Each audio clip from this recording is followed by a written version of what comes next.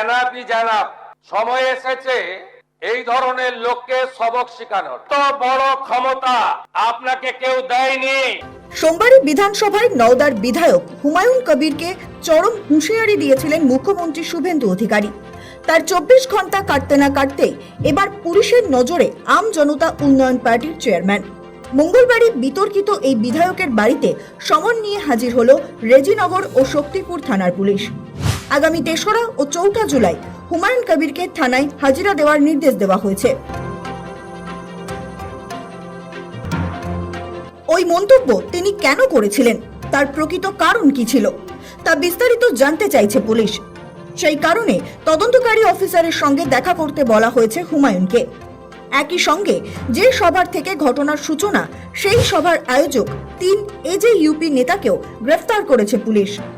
শক্তিপুর থানার এফআইআর অনুযায়ী 27 জুন সন্ধ্যা 6:40 নাগাদ একটি ফেসবুক ভিডিও পুলিশের হাতে আসে।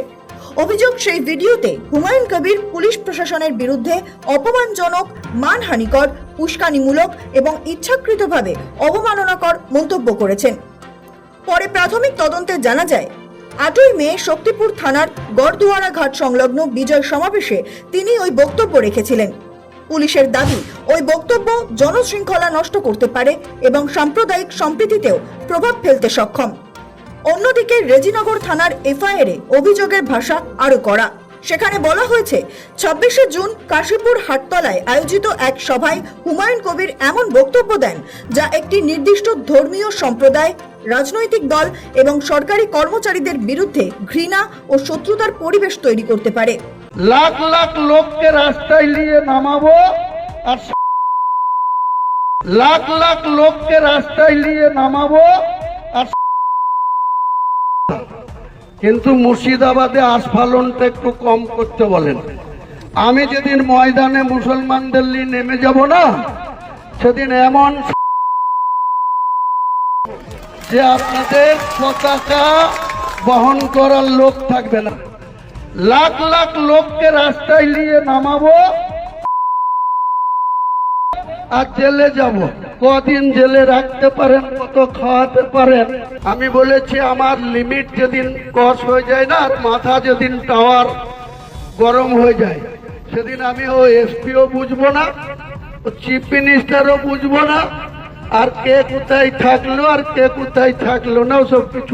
পরে আবার 27 জুনের এক সভা থেকে পুলিশের উদ্দেশ্যে চরম গালমন্দ করেন হুমায়ুন। সেই ঘটনায় রেজিনগর ও শক্তিপুর থানায় জোড়া এফআইআর দায়ের হয়েছিল। সোমবার বিধানসভার অধিবেশনে সেই প্রসঙ্গই টেনেই নওদার বিধায়ককে চাঁচাছোলা ভাষায় আক্রমণ করেন মুখ্যমন্ত্রী শুভেন্দু অধিকারী। যে এনাফি জানাব, সময় এসেছে এই ধরনের লোককে সবক শেখানোর। আপনি ধরে রাখুন, এটা ওর শেষ বক্তব্য, ধরে রাখতে পারেন। আমরা দুটো এফআইআর স্টার্ট করেছি। Rejinagar PS case number 219/226 dated 26/6/2026 under section 152, 192, 196, 197, 224, 299, 351 within bracket 2, 352, 353 of the ভারতীয় ন্যায় সংহিতা। আমরা শক্তিপুর পিএসএ 176/226 আরেকটা কেস ইস্যু করেছি। আমরা ভারতীয় ন্যায় সংহিতার সমস্ত বড় ক্ষমতা আপনাকে কেউ দেয়নি। আমি প্রমাণ করে দেব, ভারতবর্ষের সংবিধান, আইন শেষ কথা বলে, কোন বাপের আবাদ শেষ কথা বলে না। অতীতে আইন অমান্য করা 3 প্রভাবশালী বাহুবলীর পরিণতির কথা মনে করিয়ে দিয়ে হুমায়ুনকে 25 বার ভেবে কথা বলার পরামর্শ দেন শুভেন্দু। তিনি নাম না করে উদাহরণ দেন সন্দেশখালীর শাহজাহান শেখ, ক্যানিংয়ের শওকত মোল্লা, ফলতার জাহাঙ্গীর খানদের। সন্দেশখালীতে একজন ছিল, 2024 1 জানুয়ারি বলেছিল তৎকালীন বিরোধী দলনেতা এলে তার হাত কেটে পায়ে, পা কেটে হাতে লাগাবে আর চামড়া ছাড়িয়ে মেদিনীপুরে পাঠিয়ে দেবে। ওর অবস্থা কি হয়েছে সবাই দেখেছে। একই টোন ছিল, আরেকটা জীবন তোলার গুন্ডা, ওর অবস্থাও কি হয়েছে দেখতে পাচ্ছে সবাই। আরেকটা পুষ্পা ঝুঁকে গায়ে নেই, এমন ঝোঁকা ঝুঁকেছে খালি পায়ে,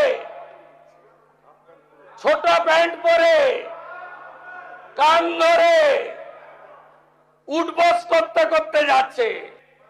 আর আমি এক সপ্তাহ পরে মুর্শিদাবাদে যাচ্ছি। আপনাকে সংযত হওয়ার, সতর্ক হওয়ার, এই ধরনের কথা প্রত্যাহার করার এবং ভবিষ্যতে এই ধরনের কথা বলার আগে 25 বার ভাবার হুঁশিয়ারি দিয়ে আমি সবাইকে আশ্বস্ত করছি। মুখ্যমন্ত্রীর এই কড়া বার্তার পর আর সময় নষ্ট করেনি প্রশাসন। মঙ্গলবারই রেজিনগর ও শক্তিপুর থানার পুলিশ আধিকারিকরা হুমায়ুনের বাড়িতে গিয়ে সমন ধরিয়ে আসেন। শুধু সমন পাঠানোই নয়, ওই বিতর্কিত সভার আয়োজকদের বিরুদ্ধেও কঠোর পদক্ষেপ নেওয়া হয়েছে। ইতিমধ্যেই পুলিশ গ্রেফতার করেছে রেজিনগরের আম জনতা উন্নয়ন পার্টির অঞ্চল সভাপতি গোলাম মোস্তফা এবং কাশীপুর গ্রাম পঞ্চায়েতের সদস্য আনিসুর রহমানকে। স্বাভাবিকভাবেই বেশ ব্যাকফুটে মুর্শিদাবাদের এই দাপুটে রাজনীতিবিদ। তবে সুর নরম করলেও এবারও তার নিশানায় ফের একবার সেই শুভেন্দু অধিকারী। হয়েছে তাকে বাপ তুলে গালিগালাজ করা হয়েছে, তাকে আমার নাম করে বলা হয়েছে যে হুমায়ুন কবির তোর বাপ ডেকে লেয়, বোঝাপড়া করবো। এই তো ঔদ্ধত্য দেখাচ্ছে। মানুষ বিচার করবে, মানুষ তো শেষ কথা বলে গণতন্ত্রে। কোনো শক্তিশালী মুখ্যমন্ত্রী হলেই যে সংবিধানের যা খুশি, সংবিধানের শপথ নিয়ে তিনি যা খুশি তাই করতে পারেন বলে আমার জানা নেই।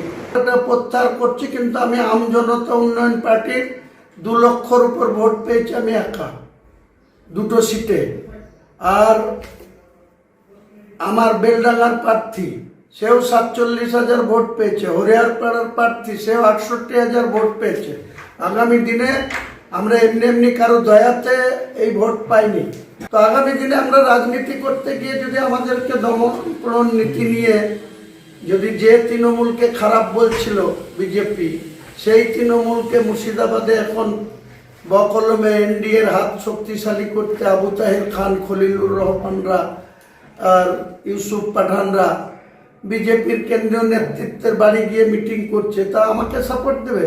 তাদের মুখ্যমন্ত্রী তো এখানে তাদেরকেই সাপোর্ট দেবে, তাদেরকেই সাপোর্ট দিচ্ছে। দেখ, আমরা আইনের মাধ্যমে, জুডিশিয়ালের মাধ্যমে আইনগতভাবে তার মোকাবেলা করব, লড়ব। তবে আইনি জটিলতা যে তার দিকেই এগোচ্ছে তা মেনে নিয়েছেন হুমায়ুন কবির নিজেই।